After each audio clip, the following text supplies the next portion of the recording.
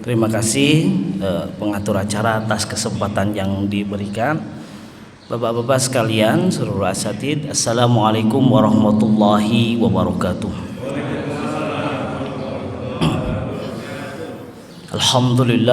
Alhamdulillahilladzi hadana li hada wa ma kunna linahtadiya laula an hadanallah.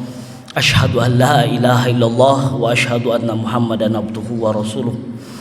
Allahumma salli ala sayyidina Muhammadin al-fatihil maghliq wal khatil lima sabaq nasiril haqqi bil haqqi wal hadi ila siratikal mustaqim wa ala alihi haqqa qadrihi wa miqdarihi al-azim. Wa ba'du.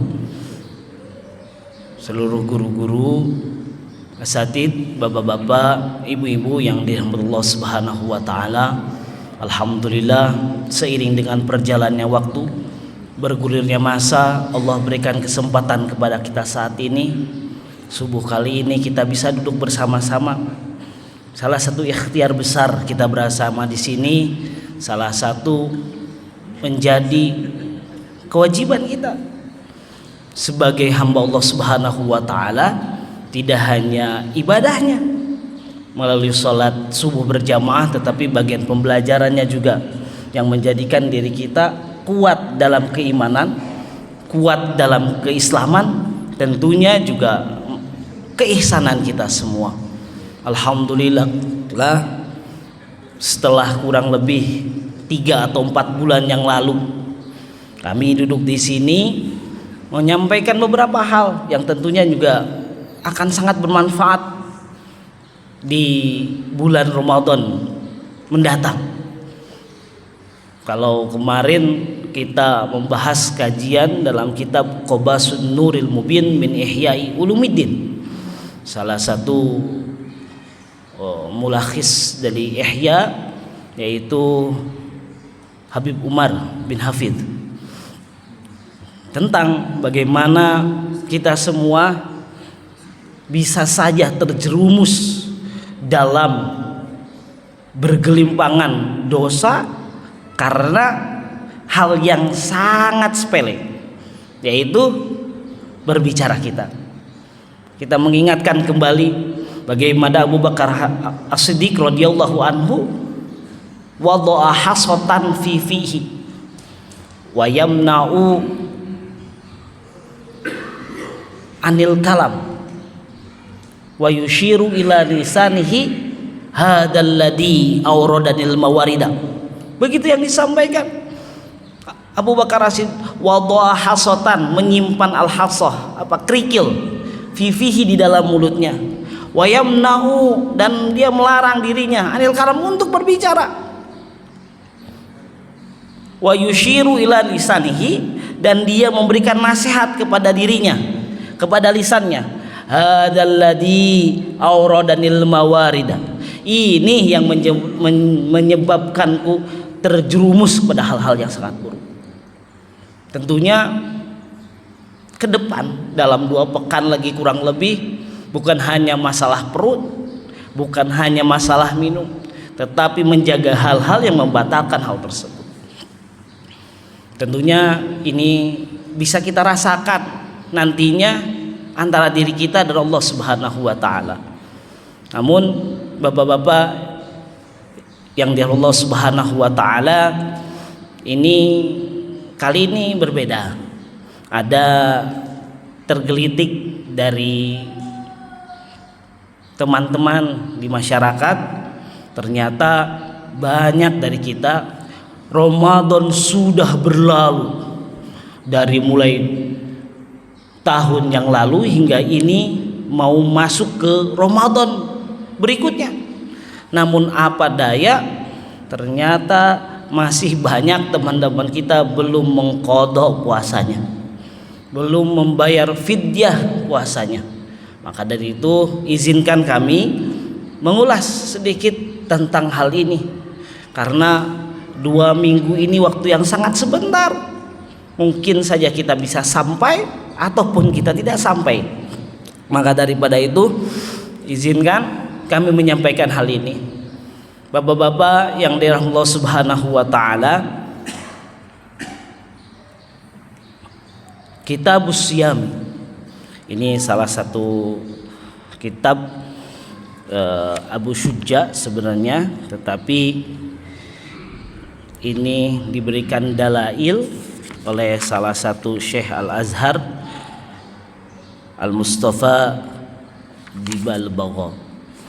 Disampaikan hal ini, syaraitu wujubis siyami, adapun syarat-syarat diwajibkan seseorang itu melaksanakan puasa, salasatu asyain, itu ada 3. Al-Islamu, Islam, al-bulughu, baligh, al-aqlu, berakal, wa qudratu 'ala shaum. Tapi dia juga wa qudratu 'ala shaumi, yaitu mampu dalam puasa. Bapak-bapak yang Allah Subhanahu wa taala, sebelum masuk kepada al-qudratu 'ala shaum, ada hal yang harus disampaikan kepada kita semua. Yang pertama tentang al-aqlu, berakal. Tentunya bagaimana kita sering mendengar bahwasanya dalam sebuah hadis Abu Daud, rufi'al qalamu an thalathatin anin naimi hatta yastayqadha wa anis sabiyyi hatta yablugh wa anil majduni hatta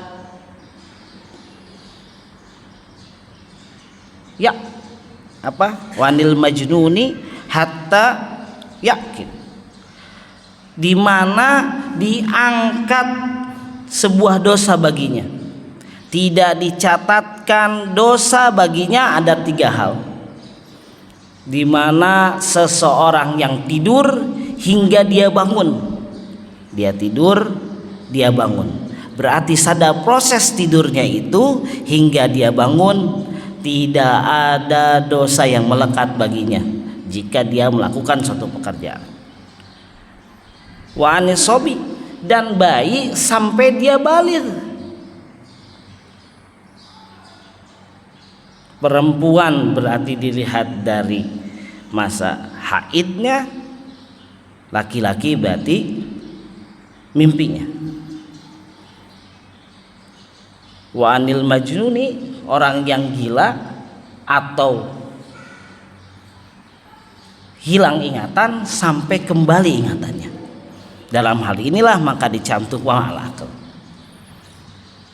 Makanya kalau kita melihat, banyak kita sering mendengar guru-guru kita bahwa kalau kamu dalam keadaan mabuk jangan laksanakan sholat. Berarti kondisinya apa? Perlunya akal dalam ibadah, perlunya akal dalam ibadah, perlunya kesadaran diri, di mana seluruh indera kita dapat meresap semua keadaan dan masuk ke dalam otak kita, dan kita menyadari terhadap hal tersebut. Oh, ternyata apa yang saya lihat itu A, apa yang saya dengar itu B, apa yang saya bicarakan itu C. Ini berarti kita sadar terhadap diri kita, perlunya kesadaran. Karena jika dia tidak sadar, maka ibadahnya pun tidak akan baik, tidak akan sempurna. Pernah membaca dalam Al-Adhkiyah Ibnu Jauzi, ini hadis sebenarnya, tetapi ada seorang sahabat bertanya kepada Aisyah, apa yang disampaikan sahabat tersebut? Menyampaikannya seperti ini, Aisyah, ada seseorang yang qiyamul lailnya lama, berdirinya lama, tidurnya sedikit. Dan ada pula dia tidurnya lebih lama, qiyamul lailnya sedikit. Tolong tanyakan kepada Rasulullah, Dijawab oleh Aisyah, saya juga pernah bertanya hal tersebut kepada Rasulullah. Maka apa yang ditanyakan? Mana yang paling berakal? Karena yang paling berakal dialah yang paling baik. Maksudnya apa? Ibadah bukan hanya jumlah, ibadah bukan hanya bangun tengah malamnya, bukan hanya itu saja, tetapi dibarengi dengan akal, dibarengi dengan kesadaran bahwa apa yang saya lakukan, apa yang kita kerjakan benar adanya. Bahkan kita faham terhadap tujuan ibadah yang kita lakukan. Jangan hanya bergerak ke barat ke timur, namun kita menguap begitu saja. Karena bukan itu harapan kita semua. Sekian lama kita hidup di sini, sekian lama kita membangun kegiatan di sini, tapi kita bukan bagian yang terbaik. Maka daripada itu, penggunaan akal itu sangat penting. Bahkan menjadi salah satu maqasidus syariah dalam kehidupan kita yang harus dijaga. Bukan masalah hifdun nafas, menjaga diri, bukan masalah hifdul mal, menjaga harta, bukan juga masalah hifdun nasl, menjaga keturunan. Paham menjaga keturunan penting, kita paham menjaga diri menjadi hal yang sangat penting. Tapi menjaga akal, hifdul akal, ini juga hal yang sangat harus kita prioritaskan. Tentunya bapak-bapak yang dari Allah Subhanahu wa taala, kajian yang rutin ini pun tidak bisa menjadikan diri kita benar-benar memenuhi akal kita untuk beribadah dengan baik. Perlunya kita mulazamah, perlunya kita membaca kembali, perlunya kita menelah kembali, bahkan hingga kita sadar, hingga kita menelaah apa yang kita baca, menelaah yang apa yang kita dengar, sehingga yang kita lakukan benar-benar baik di mata Allah Subhanahu wa taala. Bapak-bapak yang Allah Subhanahu wa taala tadi sampaikan bahwa penting bagi kita menjaga akal kita, pikiran kita. Nah, maka daripada itu, akal kita, pikiran kita harus dijaga dengan baik, harus dirawat dengan baik. Agar apa? Semua yang masuk, semua yang datang kepada diri kita benar-benar hal yang baik.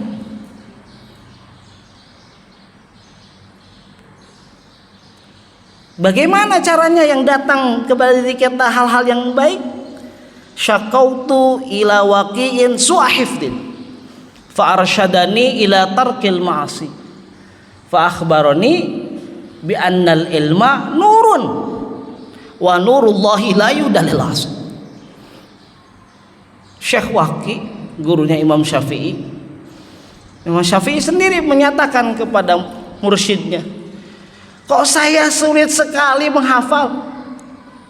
Su'ahifdin, apa yang disampaikan? Fa'arsyadani, dia memberikan jalan, memberikan petunjuk kepadaku, ila tarkil ma'asi, untuk menjauhi kemaksiatan.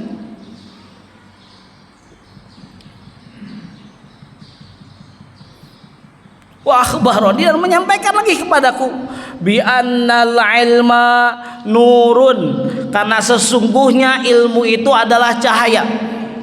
Wa nurullahi la yuhdalil asi, dan cahaya Allah itu tidak akan sampai kepada makhluk yang bermaksiat. Ternyata kemaksiatan itulah yang menjadi penghalang kita. Banyak.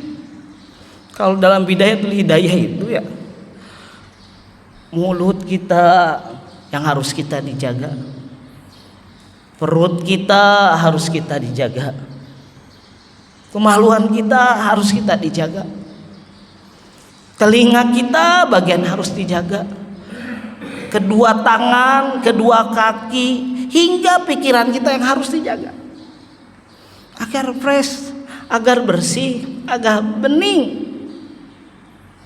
Karena apa? Semakin kita bersih, semakin kita terhindar kemaksiatan, maka cahaya Allah itu akan datang pada diri kita. Mulut berarti dijaga dari kebohongan, dijaga dari pembicaraan yang tidak penting. Kaki mungkin dilangkahkan pada hal yang sangat baik. Perut juga diisi dengan hal yang benar-benar halal. Nauzubillah, Pak. Diri kita diasupi hal-hal yang sangat haram. Bahkan ya tidak salah juga. Zuyyina lin-nasi hubbus syahwati minan nisa wal banin. Ternyata perempuan, istri-istri, anak-anak kita itu hubbus syahwat. Kita bisa melakukan hal yang sangat buruk untuk istri kita, bisa melakukan hal yang kotor untuk anak kita. Tujuannya sih untuk anak kita. Tetapi jika diambil dengan yang halal, maka jika mengambil dengan cara yang haram, maka haram pula memberikannya. Ma haruma akhduhu haruma ya'tahu. Begitu disampaikan. Maka sangat penting bagi kita untuk dijaga hal tersebut, sehingga apa? Dari terhindar kemaksiatan, akal pun bisa kita jaga dengan baik. Wa qudratu 'ala shaum, yaitu mampu terhadap berpuasa. Berarti kalau dalam hal ini ada mafhum mukhalafah di sini, bahwa jika ada kata mampu melaksanakan berpuasa, berarti ada yang tidak mampu melaksanakan puasa.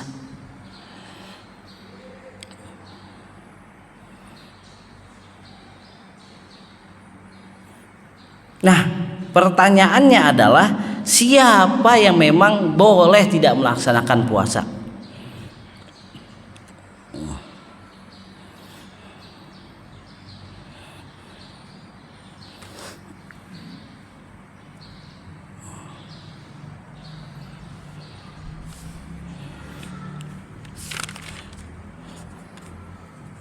Banyak hal di sini Bapak-bapak sekalian, bahwa ternyata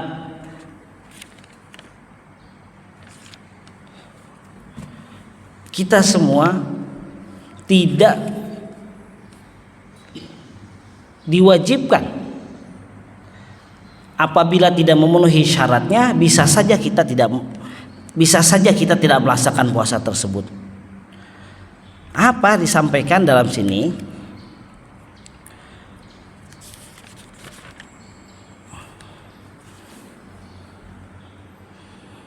Disampaikan Bapak-bapak sekalian,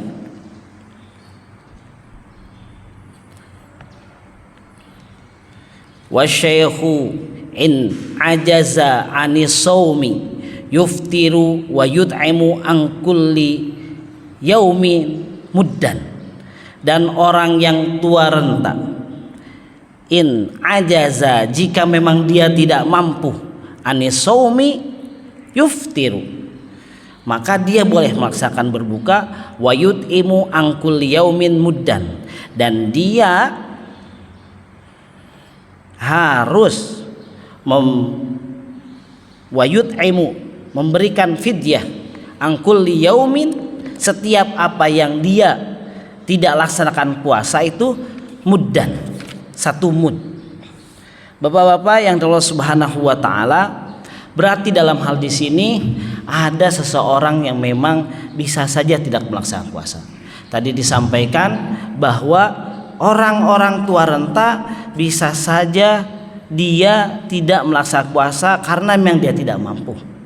Dalam ini berarti dia harus membayar fidyah. Membayar fidyah disampaikan angkul yaumin muddan. Pertanyaannya adalah, apakah kita bagian dari orang-orang yang memang tahun kemarin itu tidak melaksanakan puasa, atau ada orang tua kita yang memang di tahun lalu tidak melaksanakan puasa karena dia tidak mampu? Berarti apa? Berarti kewajiban bagi kita semua untuk memenuhi hal tersebut. Apabila memang orang tua kita tidak mampu, pertanyaannya, berapa yang harus disampaikan? Setiap 1 hari tidak puasa, berarti 1 hari dia tidak melaksanakan puasa, berarti 1 hari pula dia harus membayar fidyah. Fidyah disampaikan dalam hal ini 1 mud. Dalam kitab Bulughul Maram disampaikan Rasulullah sallallahu alaihi wasallam yatawaddau bimuddin wa yaghsilu bis-sa'in ila khamsi amdadin. Sampaikan bahwa Rasul itu berwudu dengan 1 mud dan mandi dengan 1 sok. 1 sok itu apa? 1 sok itu 5 mud. Nah, kita membayar zakat fitrah umumnya itu 3,5 liter. Berarti 3,5 liter dibagi 7, hasilnya 3,5 bagi 7 kurang lebih 3,5 bagi 5, maaf 5, 1 mud 1 sok, berarti 7 ya. Berarti hampir 7 liter, 0,7 liter 1 mud itu untuk menunaikan, menjadi kewajiban kita selaku anak untuk memenuhi hal tersebut. Tetapi dalam hal ini, apakah kita membayar fidyah? Tentunya ini menjadi salah satu kewajiban bagi anaknya. Bapak-bapak yang Allah Subhanahu wa taala, tentunya juga bukan hanya orang tua kita yang masih ada. Ada orang tua kita mungkin yang meninggal, yang sudah tiada, tapi juga masih belum kita bayarkan. Apa disampaikan? Waman mata alaihi siyamun min ramadhana u'tiya anhu likulli yaumin muddin. Dan barang siapa yang meninggal terhadapnya asyamu min Ramadan, sampai di bulan Ramadan karena sakit, setelah sakit masuk Lebaran, Syawal, Zulqa'dah, Zulhijjah, belum sempat sembuh atau juga belum sempat dibayarkan fidyahnya, maka kita selaku ahli warisnya memiliki kewajiban untuk menunaikannya. Min ghalibin kuti ahlil biladi, sesuaikan dengan apa yang menjadi kebiasaan dalam suatu hal tempat tersebut. Jika tadi disampaikan kita menggunakan beras, berarti beras tersebut menjadi salah satu kewajiban kita. Nah, tetapi disampaikan bapak-bapak yang Allah Subhanahu wa taala, ini yang paling menarik adalah wal aula, tetapi yang paling utama minal it'ami, daripada membayarkan fidyah, ayyasuma anhu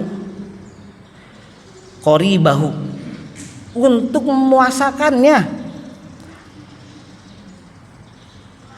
Jadi dari keluarga terdekat, dari keturunannya, lebih baik memuasakan hal tersebut.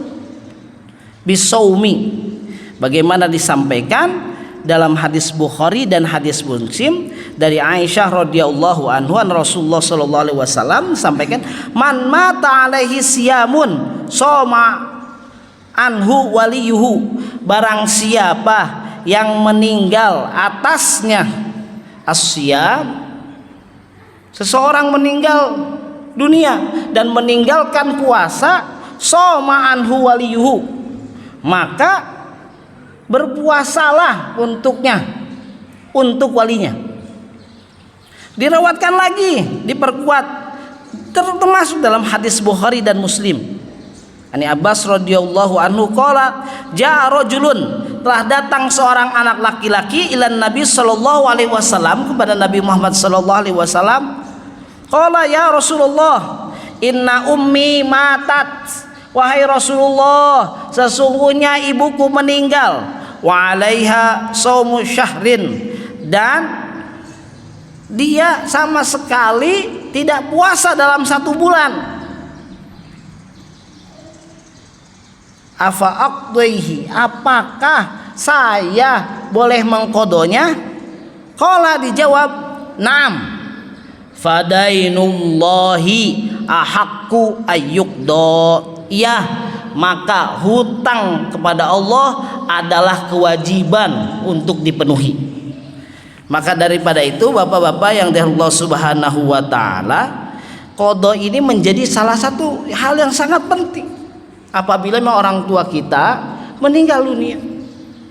Tentunya ini juga bagi wasilah, kita memberikan wasilah pahala, menunaikan kewajiban orang tua kita yang kita laksanakan.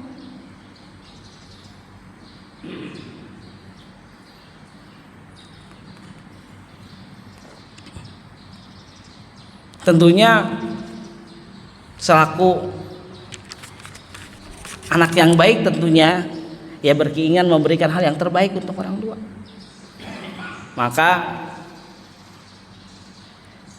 ya bagian daripada ihtiyat saja, kehati-hatian, bisa saja kita melaksanakan dua-duanya.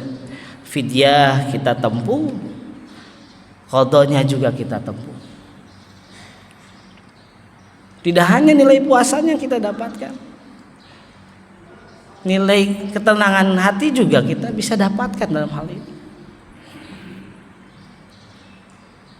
Maka daripada itu, bapak-bapak yang dari Allah Subhanahu wa taala, tentunya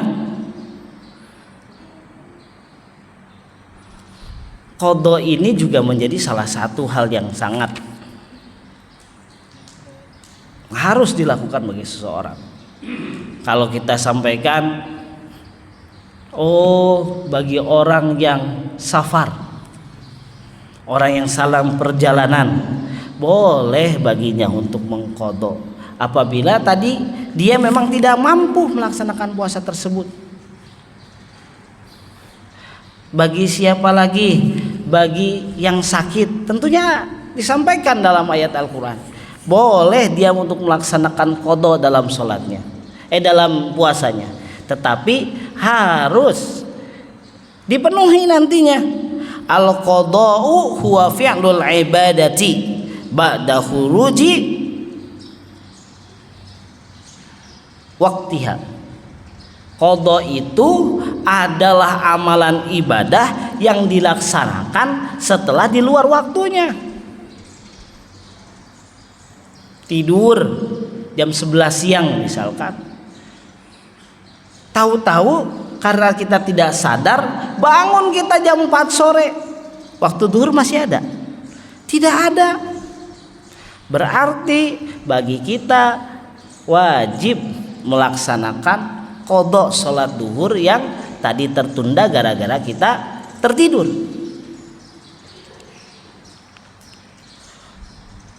Fi'lul ibadah, amalan ibadah. Ya kalau makan masa iya mau diqada, lupa tertidur masalah makan, bangun jam 5 sore makan, nanti habis maghrib makan lagi. Yang disebut qada amalul ibadah, amal ibadah. Berarti saking wajibnya ibadah ini, saking melekat, ini harus tetap dilaksanakan.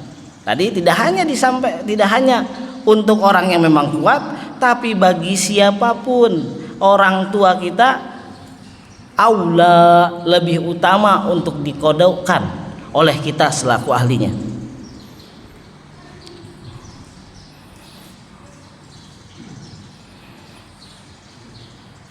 Nah,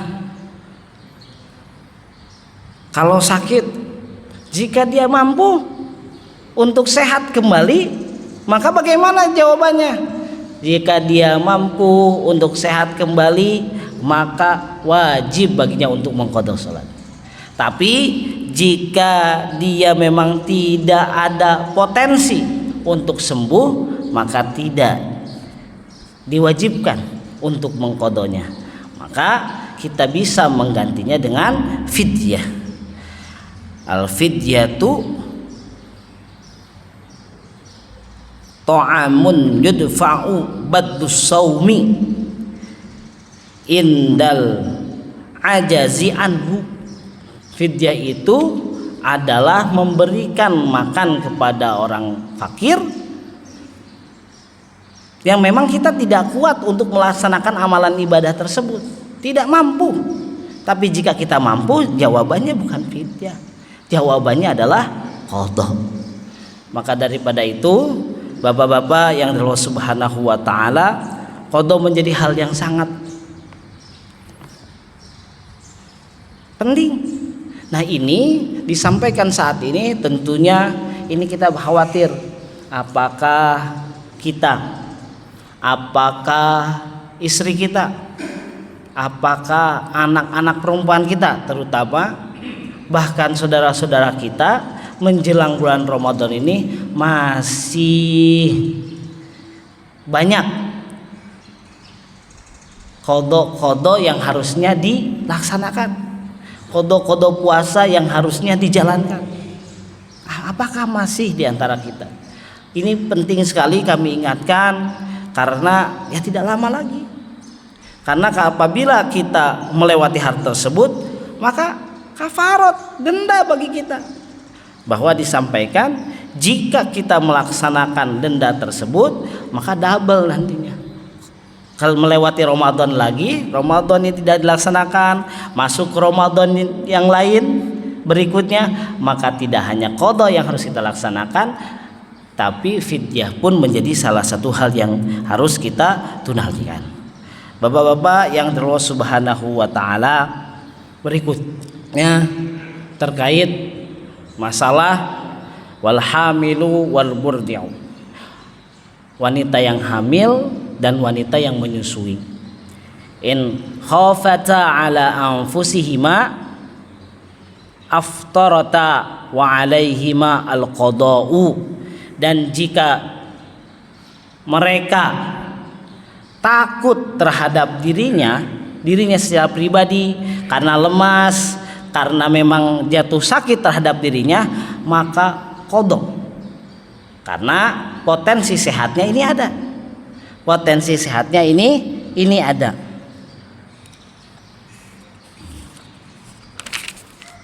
Wa in khafata ala auladihima aftarata wa alaihima al-qada'u wal kafaratu. Dan jika dia takut ala auladihima, terhadap anaknya, berarti orang lain, al makhluk yang lain, bukan dirinya, atau kepada janin atau kepada bayi. Wa alaihima al-qada'u wal kafaratu. Dan wajib baginya melaksanakan qadha dalam puasanya dan juga menunaikan fidyah. Allati yutiqunahu fidyatun ta'amum miskin.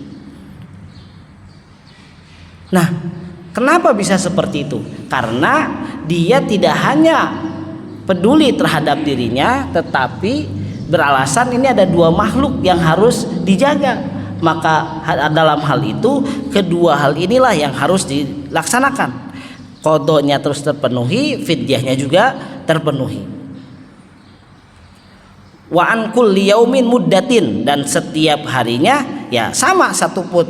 Wa huwa ridlun wa thuluthun bil iraqi. Tadi disampaikan satu mud itu kemungkinan ada 0,7 liter setiapnya.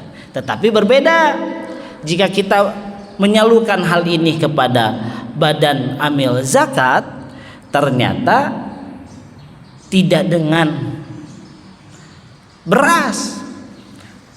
Kita bisa menggunakan perwakilan, karena badan amil zakat mengetahui siapa yang sangat membutuhkan.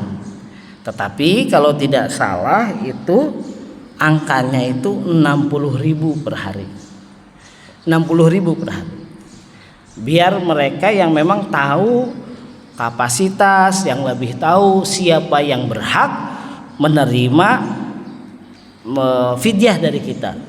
Jika memang ada 15 hari kali 60.000 berarti 900.000 yang harus dikeluarkan. Jika 1 bulan full 30 berarti 1.800.000 yang harus kita keluarkan untuk memenuhi fidyah tersebut. Nah, daripada itu tentunya harus ada uang yang harus kita keluarkan apabila kita tadi ada kekhawatiran auladihima terhadap anak kita ataupun bayi yang ada dalam kandungan itu. Wal maridu wal musafiru safaron tawilan yuftirani wa yaqdiyani.